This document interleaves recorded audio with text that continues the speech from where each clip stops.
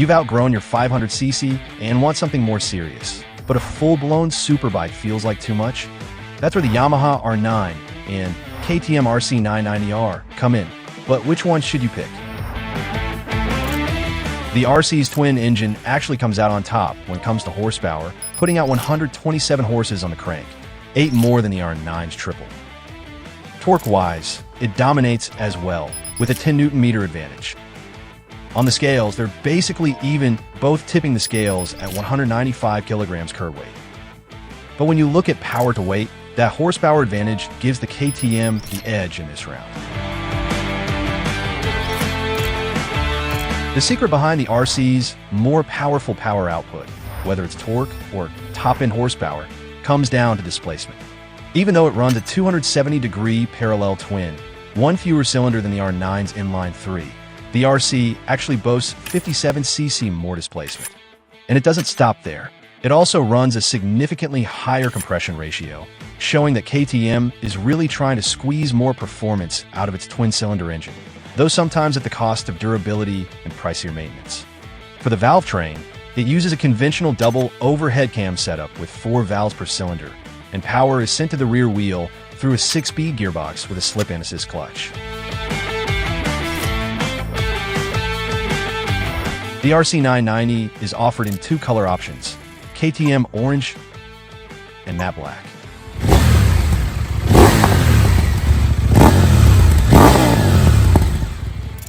The R9, meanwhile, gives you more choice with 3 colorways, Icon Blue, Anniversary White,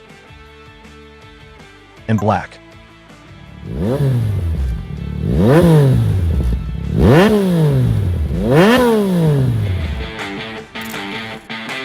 In terms of electronics, both bikes are actually very well equipped and pretty evenly matched. Yamaha gives you most of the rider aids right out of the box, no strings attached. But KTM, on the other hand, does this sneaky move with a demo mode. For the first 1,500 kilometers, everything's unlocked, so you get the full experience. After that, a bunch of features get locked behind a paywall. Stuff like advanced traction control, wheelie control, slide control, engine brake management, launch control, cruise control, even the quick shifter and Bluetooth, all of that disappears unless you pay extra. If you want it all back, you'll need KTM's tech pack, and yeah, that's roughly $1,000.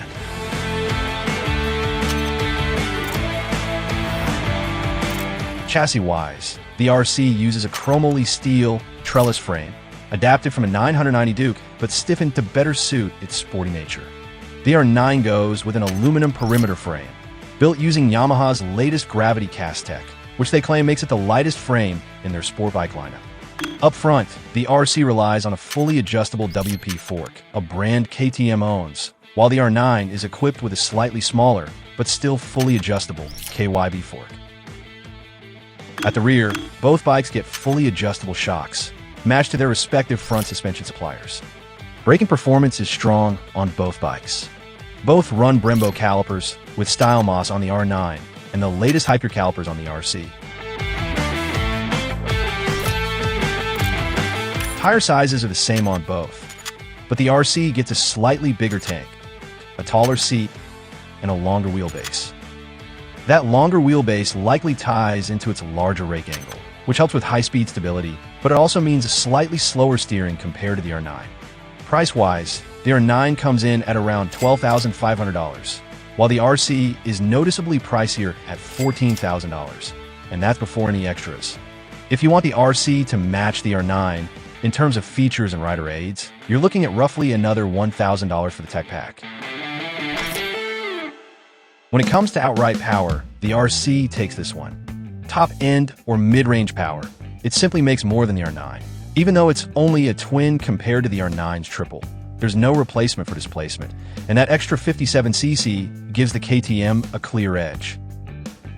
That said, the R9's triple has more character and feels more playful on track. But on the road, where torque and drive matter most, the RC still comes out on top. Electronics-wise, they should be on par, but KTM's demo and paywalled modes cost a point here, so this round goes to the R9. Chassis-wise, they're very evenly matched.